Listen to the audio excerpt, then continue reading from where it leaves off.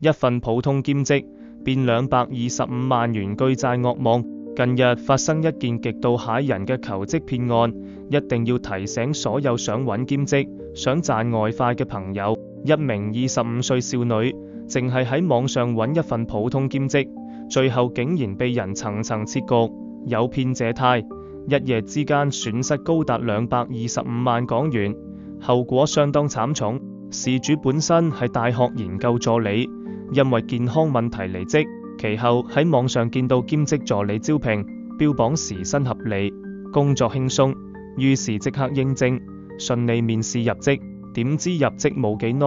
騙徒就帶佢去見所謂律師，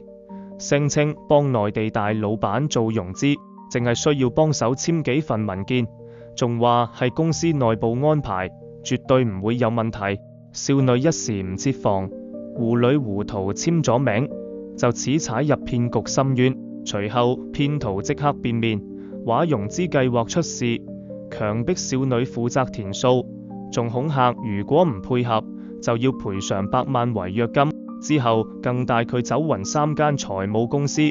強行以佢名義借貸，不斷洗腦遊說，叫佢拿出自己同屋企人嘅畢生積蓄，全數過數俾騙徒。直到收到警方主動通知，少女先至猛然醒覺自己被騙。可惜大筆金錢已經被轉走，追討無門，仲從此背上沉重巨債。呢類兼職借貸騙案近嚟越嚟越猖獗，專門睇準學生、離職人士同急需揾外快嘅年青人落手。奉勸大家揾兼職千祈唔好貪輕鬆、貪高薪，但凡要求你隨便簽陌生文件、